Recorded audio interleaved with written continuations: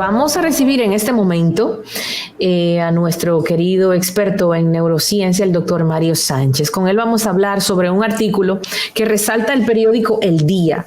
El artículo se titula La subcultura del hombre guapo. El hombre guapo. Es un peligro latente, tanto en las calles al manejar como en cualquier establecimiento. Pero ¿qué hay detrás del comportamiento de este hombre que no baraja pleito, que a todas le entra, ese hombre guapo? ¿Son los hombres los únicos inquilinos en esta cultura de la ira? Vamos a hablar del tema con el experto en neurociencia. La ira de los dominicanos. Doctor, bienvenido, qué placer recibirlo. Pero vamos primero a enfocarnos en el hombre guapo. Dos respuestas. Siempre ha existido, claro, siempre ha existido, evidentemente. La sociedad, las cadenas informativas ponen más el ojo, menos el ojo en este tipo de situación, pero evidentemente esto existe todo el tiempo. Y existe no solamente aquí, existe en muchos países y tiene un origen múltiple.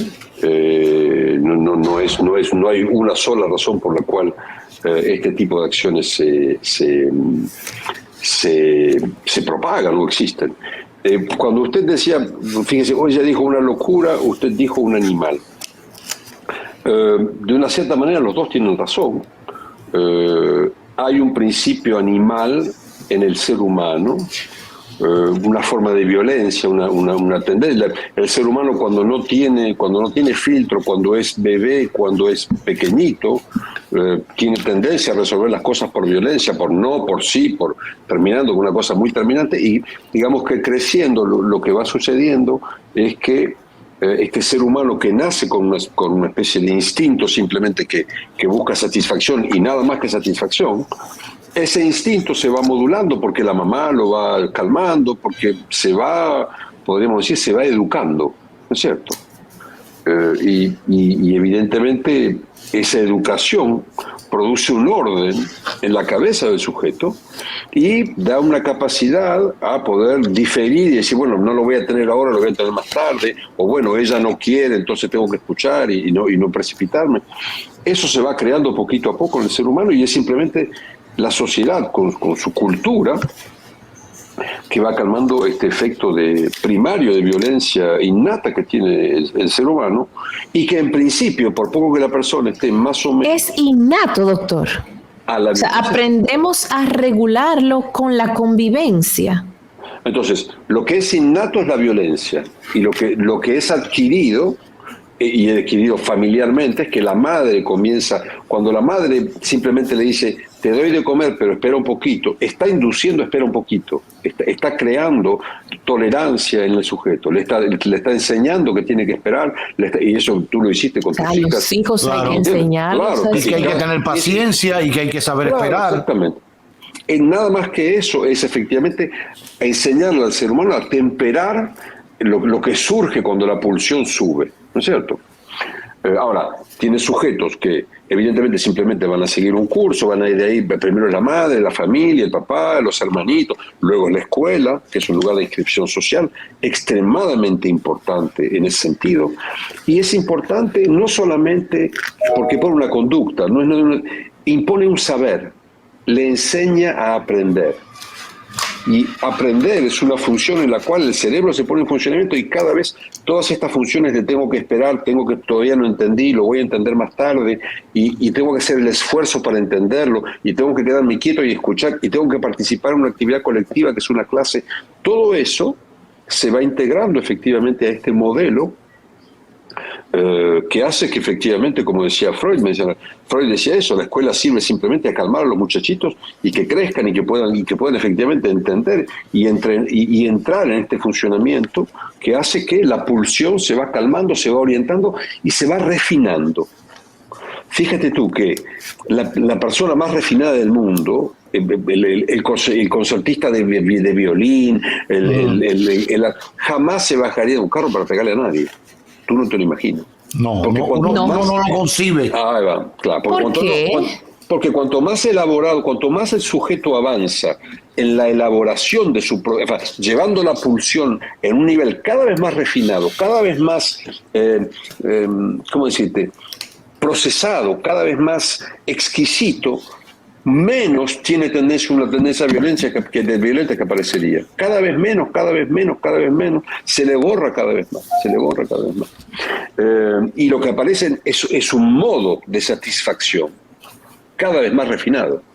Él logra vivir con Mahler, con una música fantástica, con un instrumento, gozar de un instrumento fantástico, logra una calidad y un refinamiento de placer que hacen que la satisfacción intuitiva de decir paso yo primero y jódete o ponte en tu lugar y ese tipo de situaciones que uno puede vivir cotidianamente, desgraciadamente en la República y en otros lugares del mundo también, eso desaparece casi totalmente. Ahora, tienes también gente que tiene problemas, realmente problemas, no necesariamente psicológicos, yo diría, porque la parte psicológica no me parece que realmente juegue tanto sobre eso, es más bien, hay una cosa que se llama impulsividad, que se mide cuando trabajamos en neuropsicología, y la impulsividad es esta incapacidad a razonar y a comprender que tú no tienes que satisfacer primero lo que surge en ti como principio medio estúpido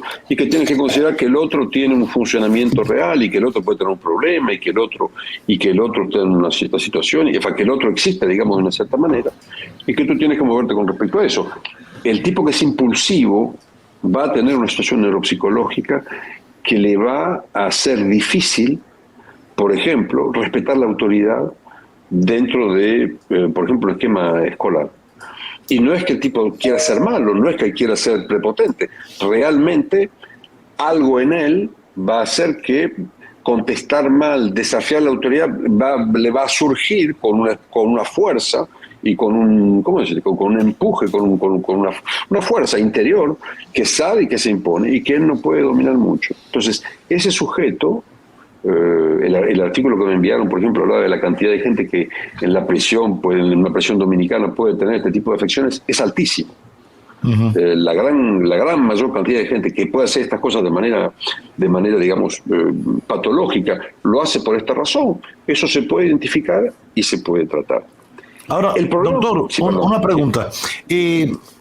Se lo comentaba ahorita al inicio. No obstante, porque además no es una praxis solo nuestra, hay quienes consideran que el hecho de haber estado tanto tiempo encerrados, ¿no?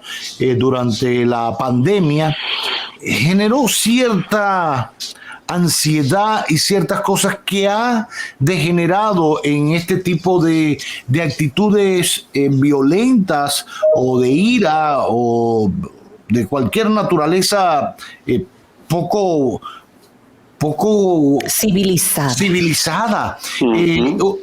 Tiene una dosis esto en la ira que ahora siempre se ha dicho que ha existido. Quizás ahora se evidencia más porque hay redes sociales y graban al hombre entrando y el otro que se baja y le entra a patada a un carro y a un batazo y eso.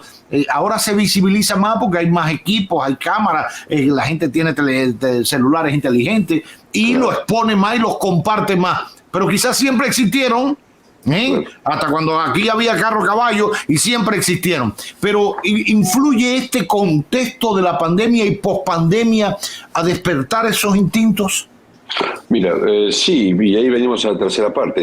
Socialmente, uno puede pensar, porque dice el aire de los dominicanos, yo no quiero que los dominicanos me miren como yo tuviese alguien que quiere juzgar sobre la dominicanidad y decir si los dominicanos sí, los dominicanos no, pero concretamente, ¿habría alguna razón social, que sea la pandemia o que sea alguna otra, para que podamos pensar que actualmente algo está haciendo qué? En todo caso, yo te diría, socialmente, cuando tú quieres evitar que sea conduciendo, que sea en la vida privada, que sea en mi casa, a mí me pasa, en mi casa con un par de sujetos que están ahí que piensan que son los machitos del lugar.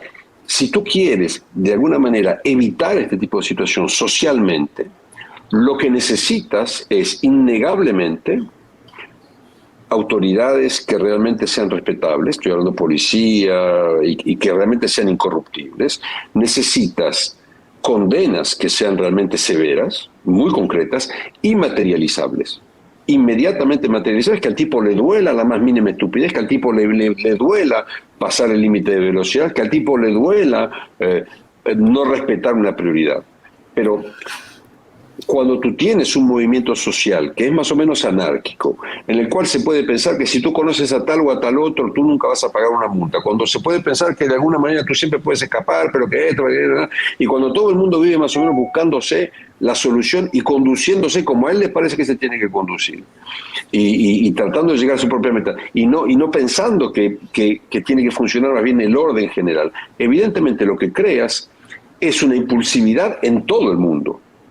Estás creando una situación caótica y anárquica que hace que cada cual va a buscar su propia solución. Entonces, eso, que hubiese habido pandemia o no, desde hace años, hace que en la República Dominicana, no sé si hay violencia, efectivamente ahora está más filmada, ahora parece como más, pero en todo caso, cuando tú ves cómo la gente conduce, hace años, efectivamente hay una cierta capacidad de impredictibilidad, tú no puedes saber lo que el otro va a hacer, hay accidentes permanentemente, los tipos se están forcejeando y esa violencia termina apareciendo en otros lugares, nada más que esa, antes de llegar a la de la persona que le va a pegar o no.